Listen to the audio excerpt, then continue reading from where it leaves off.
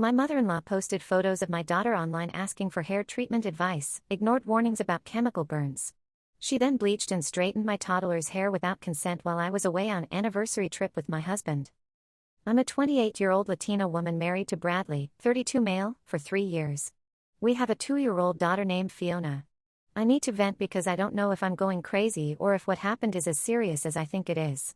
Let me start with some background about my relationship with Bradley's mother, Bianca, 58 female. When Bradley first brought me home to meet his family 4 years ago, things were awkward from the start. I could tell she wasn't thrilled about her son dating someone who wasn't white. She never said anything directly, but there were little comments here and there that made me uncomfortable. The first red flag happened during that initial visit. I was wearing my hair in its natural state, thick, dark waves that I've always been proud of. Bianca kept staring at it throughout dinner. When we were sitting in the living room afterward, she walked over and actually reached out to touch my hair without asking. I pulled back instinctively and told her I'd prefer if she didn't touch my hair. She looked surprised and said something about how she was just curious because it looked so different from what she was used to. Then she asked if I ever considered doing something different with it to make it more manageable. Bradley stepped in right away.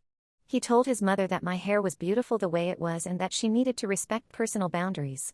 She got quiet after that, but I could see she wasn't happy about being called out. The rest of the visit was tense, and we left earlier than planned. After that incident, our relationship with Bianca became very limited.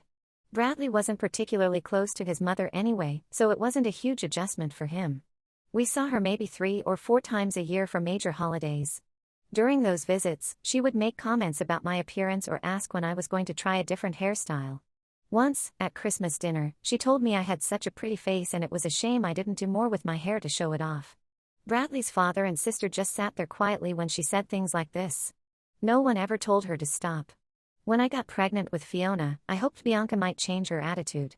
I thought becoming a grandmother would soften her and help us build a better relationship. I was wrong. Fiona was born with beautiful dark hair that had natural waves, just like mine. When Bianca came to the hospital to meet her granddaughter, she held Fiona and immediately started talking about how the baby's hair would probably change as she got older. She said babies often lose their initial hair and grow something completely different. The way she said it made it sound like she was hoping Fiona's hair would become straight and fine like hers. As Fiona grew, her hair became curlier and thicker. Bianca would make comments every time she saw her.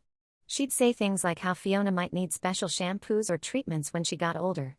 She bought Fiona hair accessories that were clearly meant for straight hair, thin headbands and tiny barrettes that couldn't possibly work with her texture.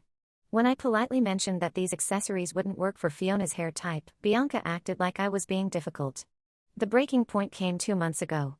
Bradley and I had been working extra hours at our respective jobs and hadn't had any time together in weeks. He suggested we take a Saturday to drive to the coast and spend the day walking on the beach. It sounded perfect, but we needed someone to watch Fiona. Bradley proposed asking his mother. I immediately said no. I told him I wasn't comfortable leaving Fiona alone with Bianca, especially for a whole day. Bradley said I was being unfair and that his mother had raised him just fine.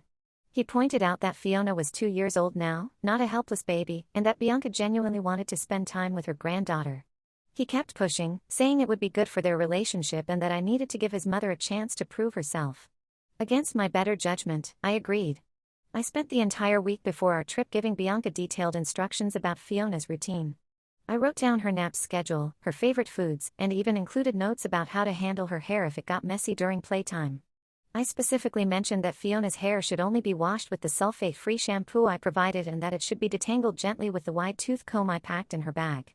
The morning we dropped Fiona off, Bianca seemed excited to have her granddaughter for the day. She had prepared activities and even bought some new toys. Fiona was happy to stay and play with her grandmother. Bradley and I left feeling optimistic that maybe this would be the start of a better relationship between Bianca and our daughter. We had a wonderful day at the coast. We walked on the beach, had lunch at a seafood restaurant, and actually talked without being interrupted every 5 minutes. It was the first time in months that we felt like a couple instead of just tired parents.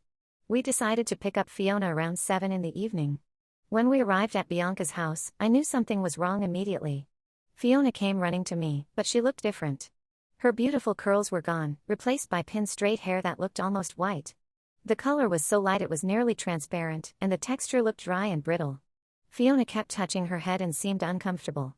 I asked Bianca what happened to Fiona's hair. She said she thought it would be fun to give Fiona a new look. She explained that she had taken her to a salon that morning and gotten her hair straightened and lightened. She said the stylist told her it would be easier to manage this way. I picked up Fiona and examined her hair more closely. It felt completely different, rough and straw-like. Fiona kept reaching up to touch it and making faces like it felt strange to her. I asked Bianca which salon she had gone to, thinking I needed to call them and find out exactly what chemicals they had used on my 2-year-old daughter. Bianca became defensive. She said she didn't remember the name of the salon and that I was making a big deal out of nothing. She insisted that Fiona looked much neater now and that this style would be easier for me to take care of.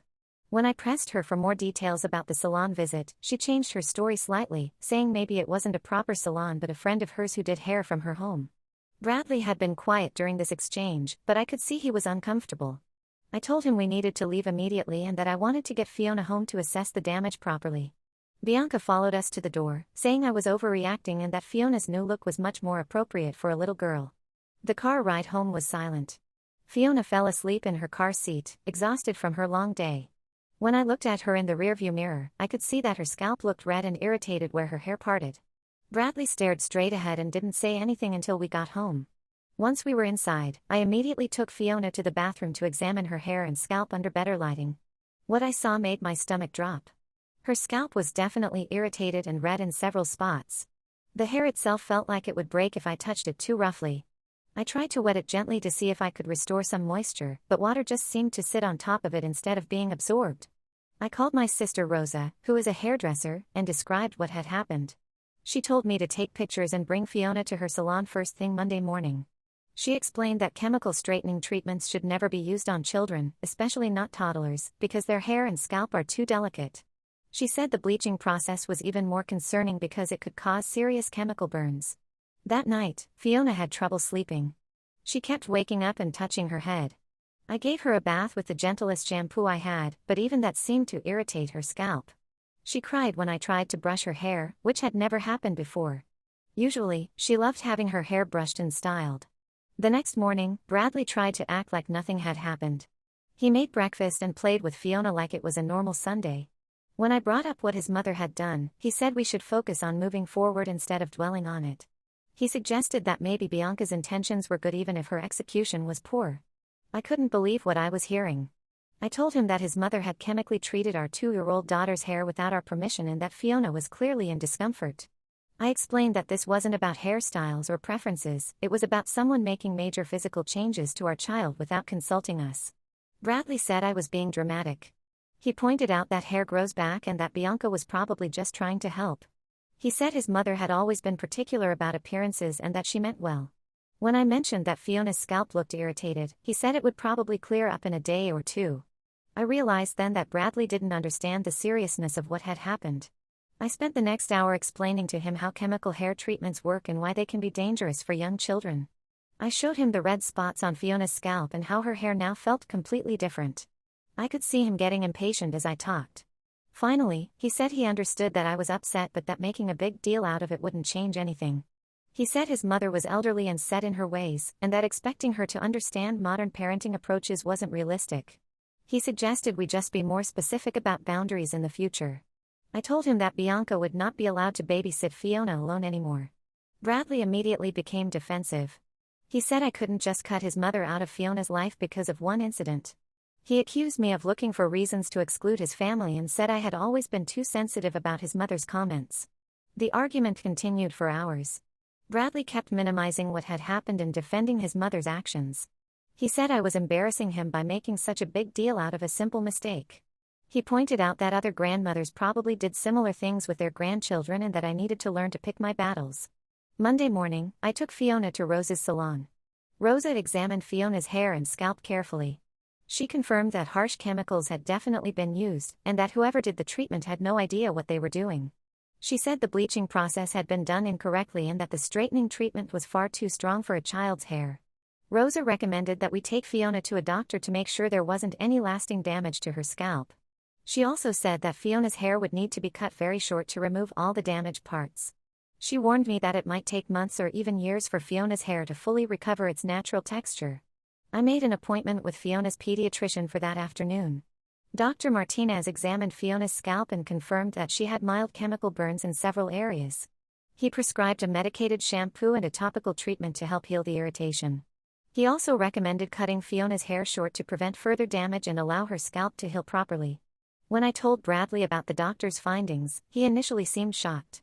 But then he said that if the burns were mild, they would heal quickly and there was no permanent damage. He still insisted that his mother hadn't meant to hurt Fiona and that accidents happen. I asked him how he could call this an accident when Bianca had deliberately taken Fiona to get chemical treatments without asking us first. Bradley said his mother probably didn't realize the treatments could be harmful and that we should give her credit for trying to do something nice for Fiona. That evening, I called Bianca to inform her about the doctor's visit and the chemical burns. I wanted her to understand the consequences of her actions. Bianca immediately became defensive. She said she had taken Fiona to a professional and that if there were any problems, it was the stylist's fault, not hers. She accused me of being overdramatic and said that people had been straightening and coloring children's hair for generations without issues. When I asked her for the name and address of the salon so I could file a complaint, she became evasive. She said she couldn't remember the exact name and that it didn't matter anyway because the problems would clear up soon. She hung up on me when I pressed for more information. Over the next few days, I started putting together the pieces of what had really happened. Fiona had come home with traces of hair dye under her fingernails, which suggested she had been present during the mixing process. There were also chemical smells on her clothes that indicated the treatments had been done in a home setting, not a professional salon. I confronted Bradley with these observations. He admitted that his mother might have done the treatments herself, but he said that didn't change the fact that she was trying to help. He suggested that we should focus on Fiona's recovery instead of assigning blame. I couldn't understand how Bradley could be so calm about his mother causing physical harm to our daughter. I told him that Bianca's actions had crossed a line and that I would never trust her alone with Fiona again.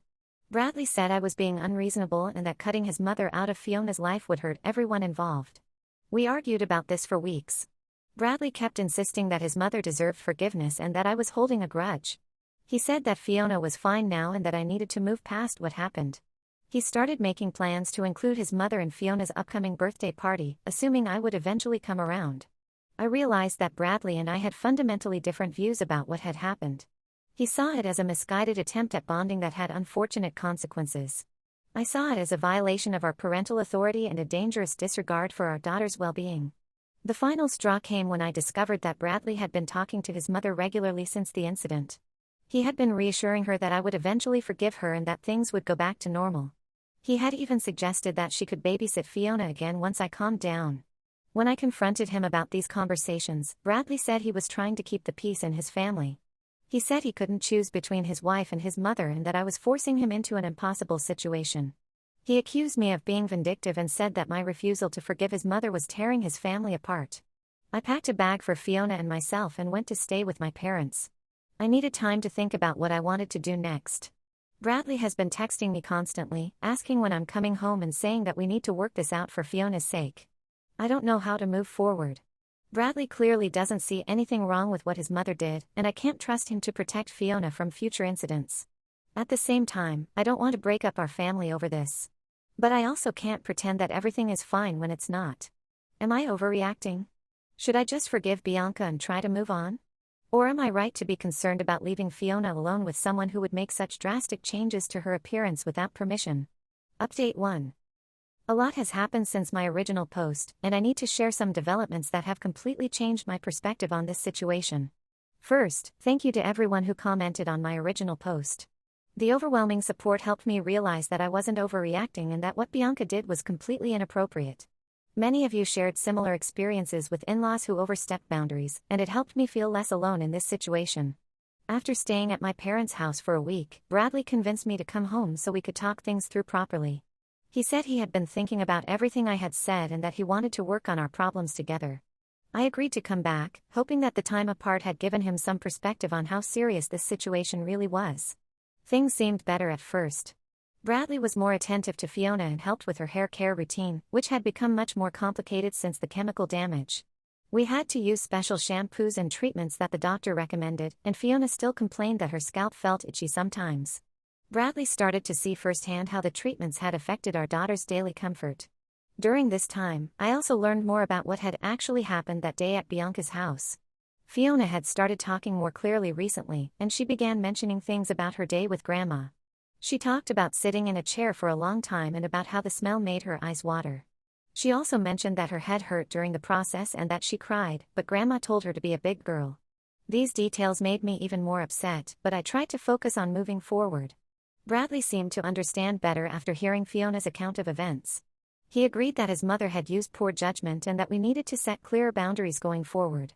For about 10 days, things felt like they were improving. Bradley wasn't defending his mother anymore, and he seemed genuinely concerned about Fiona's well-being.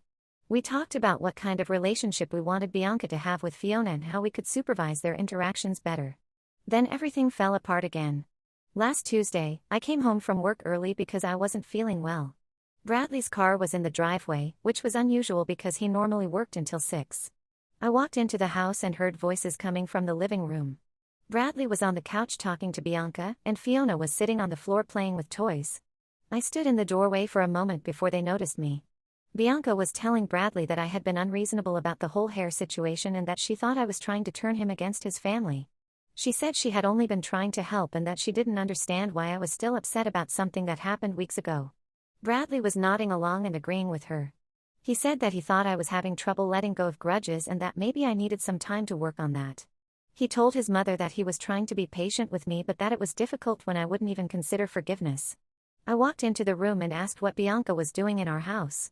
Bradley looked startled and said his mother had called and asked to visit Fiona. He said he thought it would be fine since he was home to supervise. Bianca stood up and said she had brought Fiona some new hair accessories and wanted to see how she was doing. I asked Bradley to speak with me privately in the kitchen. Once we were alone, I reminded him that we had agreed Bianca wouldn't have unsupervised access to Fiona and that all visits needed to be discussed beforehand. Bradley said this wasn't unsupervised because he was there, and that I was being controlling by trying to dictate when his mother could visit her granddaughter. I pointed out that I had specifically asked him not to invite his mother over without talking to me first. Bradley said he didn't think he needed permission to have his own mother visit his own house. He accused me of trying to isolate him from his family and said that my behavior was becoming unreasonable. We argued in the kitchen while Bianca stayed in the living room with Fiona. Bradley kept saying that his mother had apologized for the hair incident and that I needed to move on.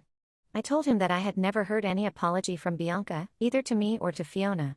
Bradley said she had apologized to him and that should be enough. After about 20 minutes of arguing, Bianca appeared in the kitchen doorway. She said she could hear us fighting and that she didn't want to cause problems in our marriage. Then she said something that made my blood run cold. Bianca told me that she hoped I could understand that she had only been trying to help Fiona fit in better. She said that in her experience, life was easier for children who didn't stand out too much from their peers. She explained that she had noticed how different Fiona looked from other children in their family and community, and she thought making her appearance more conventional would be beneficial in the long run. Bradley didn't say anything while his mother was talking.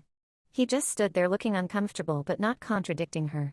Bianca continued, saying that she knew I might not understand her perspective because our backgrounds were different, but that she had Fiona's best interests at heart. I asked her directly if she had taken Fiona to a professional salon or if she had done the treatments herself. Bianca hesitated before admitting that she had done them at home using products she ordered online. She said professional treatments were expensive and that she had watched several tutorial videos to learn the proper techniques. Bradley finally spoke up and asked his mother why she hadn't mentioned this before. Bianca said she didn't think the location mattered as much as the results. She insisted that she had been careful and followed all the instructions exactly. I was horrified. Bianca had used industrial-strength chemicals on our toddler's hair in her kitchen, with no professional training or supervision. I asked her if she had any idea how dangerous that was, especially for a child Fiona's age. Bianca became defensive again. She said that people had been dyeing and straightening hair at home for decades without problems. She accused me of being paranoid and said that Fiona was perfectly fine despite my concerns.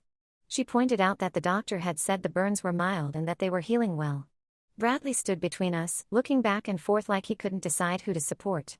When I asked him directly whether he thought his mother's actions were acceptable, he said that while he wished she had asked permission first, he could understand her motivations.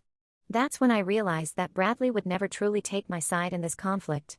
Even when presented with evidence of physical harm to our daughter, he was more concerned with maintaining peace with his mother than protecting Fiona from future incidents. I told Bianca to leave our house immediately. She protested, saying she had a right to see her granddaughter and that I couldn't keep Fiona away from her. Bradley said I was being hasty and that we should all sit down and work out a compromise. I took Fiona upstairs to her room while Bradley walked his mother to the door. I could hear them talking quietly in the hallway, but I couldn't make out what they were saying. When Bradley came back upstairs, he said his mother was hurt and confused by my reaction. He said he thought we should consider family counseling to work through our communication problems. That night, after Fiona was asleep, Bradley and I had the biggest fight of our marriage. He accused me of being inflexible and said that I was destroying his relationship with his family. I told him that his mother had physically harmed our daughter and showed no remorse for her actions. Bradley said that calling it harm was an exaggeration and that Bianca genuinely believed she was helping. The conversation went in circles for hours. Bradley kept defending his mother's intentions while minimizing the actual damage she had caused. I kept trying to explain that intentions didn't matter when the result was chemical burns on our daughter's scalp. Finally, Bradley said something that made me see the situation clearly. He told me that he understood why I was upset, but that Bianca was his mother and he couldn't just cut her out of his life. He said that if I couldn't find a way to forgive her, then maybe I wasn't the right fit for his family. I packed our bags again the next morning and returned to my parents' house. This time, I wasn't sure when or if I would be going back. Update 2. I've been getting messages asking for an update, so I wanted to share what's been happening since my last post. The situation has gotten much worse, and I've learned some things that have completely changed how I view this whole mess. Fiona and I have been staying with my parents for over a month now. My mom and dad have been incredible. They've helped with childcare so I can work, and they've been patient with Fiona as she adjusts to all the changes in her routine. Fiona's hair is slowly improving with proper care, though it's still much shorter than it was before and the texture may never fully recover. Bradley has been calling and texting constantly. At first, his messages were apologetic. He said he missed us and wanted to work things out. He promised that he would set better boundaries with his mother and that nothing like this would happen again. He even suggested that we could limit Bianca's visits to times when both of us were present. I was considering his proposals when something happened that revealed the true extent of his betrayal. My sister Rosa mentioned that she had seen a post in a local Facebook group about chemical hair treatments. Someone had shared photos of a badly damaged child's hair and was asking for advice on how to fix it. Rosa said the photos looked similar to what had happened to Fiona, so she took screenshots to show me. When I saw the post, I immediately recognized Fiona's hair in the before and after pictures. Bianca had posted photos of Fiona without our permission, describing the treatments she had done and asking other group members for advice on how to improve the results. She had included details about the specific products she used and the process she followed. The post was dated the day before Bianca babysat Fiona. This meant she had planned the whole thing in advance and had been researching techniques and products ahead of time. It wasn't a spontaneous decision or a misguided attempt at bonding, it was a premeditated plan to alter Fiona's appearance. Even worse, several people in the Facebook group had warned Bianca in the comments that chemical treatments were dangerous for young children. Multiple users told her to take the child to a professional and warned that home treatments could cause burns and permanent hair damage. Bianca had responded to these warnings by saying that she knew what she was doing and that the child's parents were too inexperienced to make good decisions about hair care. I screenshotted everything before the post was deleted. Bianca had also posted in several other hair-related groups, sharing the same photos and asking for product recommendations. In one group, she explicitly mentioned that she was planning to do the treatments without the parents' knowledge because they wouldn't understand the benefits. I immediately called Bradley and told him about the Facebook posts. I explained that his mother had planned this entire thing and had ignored warnings from multiple people about the dangers. I thought this evidence would finally make him see how wrong his mother's actions had been. Bradley was quiet for a long time after I finished explaining. Then he said that while he wished his mother had been more careful, he could understand why she had felt the need to take action. He said that Bianca had probably been frustrated by our reluctance to address Fiona's hair needs and had decided to handle the situation herself. I couldn't believe what I was hearing. I asked him how he could possibly defend someone who had deliberately ignored safety warnings and planned to alter our daughter's appearance behind our backs. Bradley said that Bianca was from a different generation and probably didn't understand how to navigate online discussions properly. Then Bradley said something that made me realize how deep this problem really went. He told me that his mother had expressed concerns about Fiona's appearance to him before, and that he had agreed that Fiona might benefit from a more manageable hairstyle. He said he had never explicitly told his mother to do anything, but that he hadn't discouraged her interest in helping with Fiona's hair. I asked him directly if he had known about Bianca's plans before we left Fiona with her. Bradley became defensive and said he hadn't known the specific details, but that he might have mentioned to his mother that we were struggling with Fiona's hair care routine. He insisted that he never gave his mother permission to do chemical treatments, but admitted that he had told her she could use her judgment about how to spend the day with Fiona. This revelation changed everything. Bradley hadn't just failed to protect Fiona after the fact, he had actually enabled his mother's actions by giving her vague permission to make decisions about Fiona's care. He had also been discussing our parenting decisions with his mother behind my back, which explained why Bianca felt entitled to intervene. I hung up on Bradley and didn't answer his calls for the rest of the week. I needed time to process this new information and decide what it meant for our marriage. During this time, I also discovered that Bianca had been telling other family members her version of events. Bradley's sister called me to say that Bianca was hurt by my reaction and felt like I was punishing her for trying to help. She said the family thought I was being too harsh and that everyone was hoping I would reconsider my position. I asked Bradley's sister if she thought it was appropriate for Bianca to chemically treat a 2-year-old's hair without parental permission. She said that while the execution could have been better, Bianca's heart was in the right place. She suggested that Bianca had been motivated by love for Fiona and a desire to help her succeed in life. This conversation made me realize that Bradley's entire family shared Bianca's views about Fiona's appearance. They all thought that making Fiona look more conventional was a reasonable goal, even if the methods were questionable. None of them seemed to understand that the issue wasn't about hairstyles, it was about consent, safety, and respect for our parenting decisions. I also learned that Bianca had been telling people that I was being dramatic about the chemical burns and that Fiona's hair was already growing back normally. She had been minimizing the medical issues and portraying me as an overprotective mother who couldn't accept help from her in-laws. When Bradley called again the following week, I told him about my conversation with his sister and asked him whether he agreed with his family's assessment of the situation. He said that while he thought his mother should have asked permission first, he could understand why she had felt compelled to act.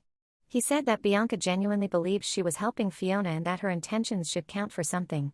I asked Bradley if he would be comfortable with me making similar changes to his appearance without his permission. I asked him how he would feel if I decided his hair needed to be different and took him to get chemical treatments while he was sleeping.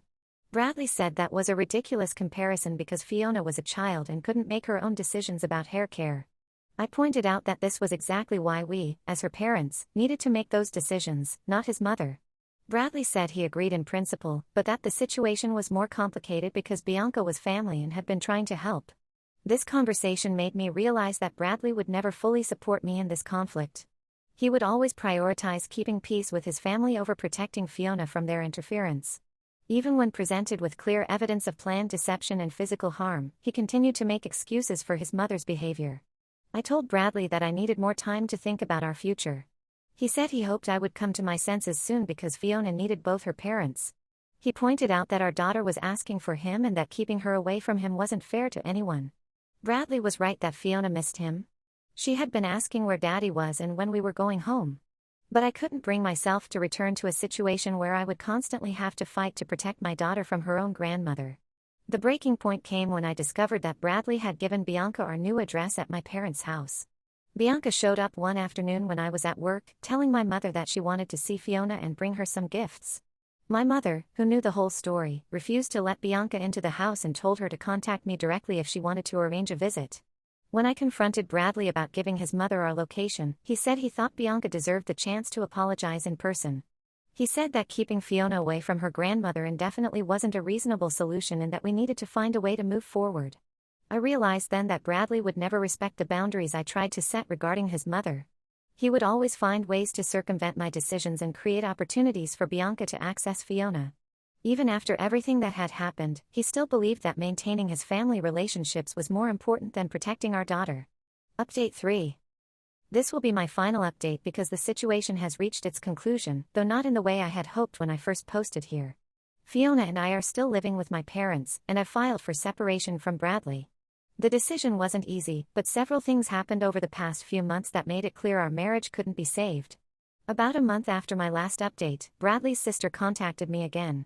She said the family was planning a birthday party for Bianca and that they wanted Fiona to attend.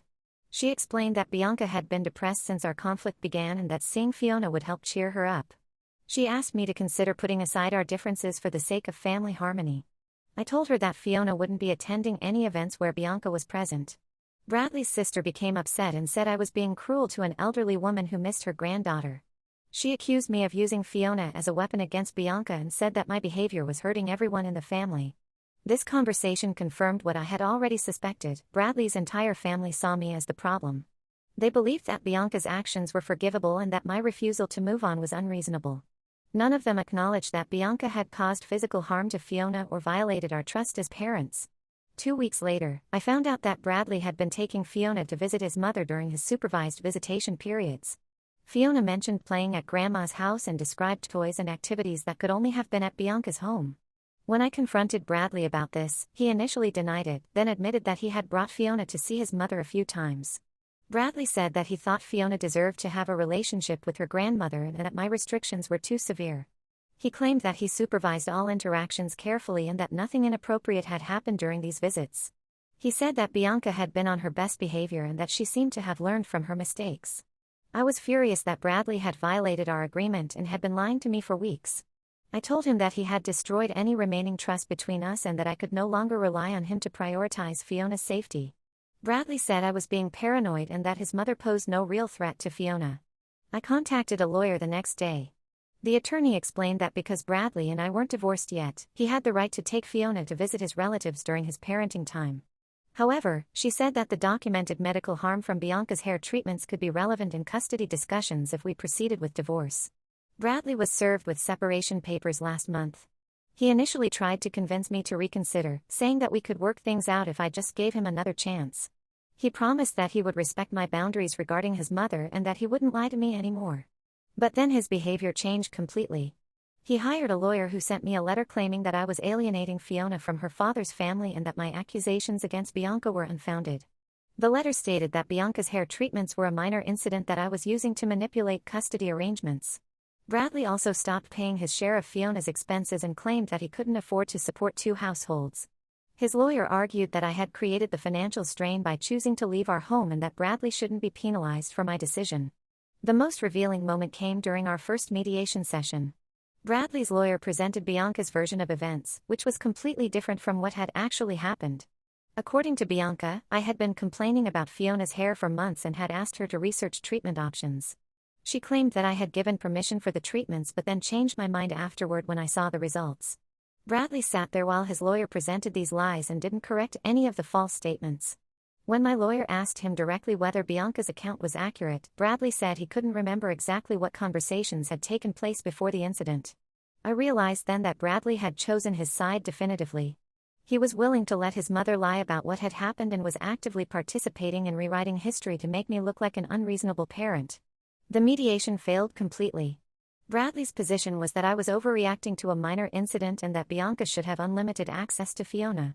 My position was that Bianca had proven herself untrustworthy and potentially dangerous. There was no middle ground that could satisfy both perspectives. We're now proceeding with a contested divorce. My lawyer is confident that the medical documentation of Fiona's chemical burns will support my request for supervised visitation only when Bianca is present. The most difficult part of this whole experience has been watching Fiona adjust to the changes. She still asks about Daddy and doesn't understand why we don't live in our old house anymore. Her hair has grown back somewhat, but it's still not the same texture it was before. The pediatric dermatologist says it may take another year or 2 to fully recover, if it ever does. Bradley gets Fiona every other weekend now, per temporary custody arrangements. He brings her back on Sunday evenings, and she usually seems subdued for the first day or 2 afterward. I've noticed that her hair often looks different when she returns. Sometimes it's been brushed with the wrong type of brush, or it has products in it that I didn't send with her. When I asked Fiona about her visits with Daddy, she mentioned that Grandma Bianca comes over sometimes.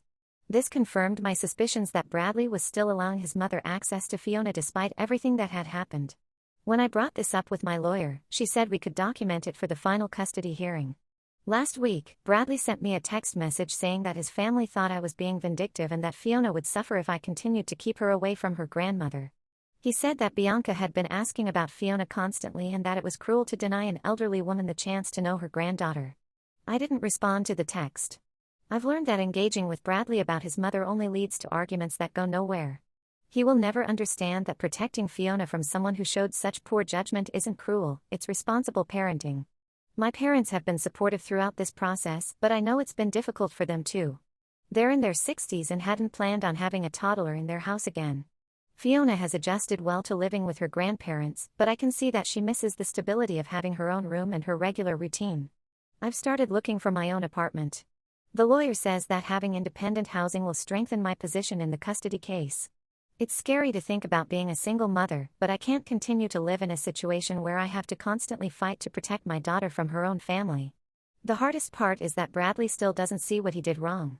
In his mind, his mother made a mistake, but my reaction to that mistake is the real problem. He thinks I'm being stubborn and unforgiving, and he can't understand why I won't just move on from what happened. But I keep thinking about those Facebook posts where Bianca ignored warnings about chemical burns.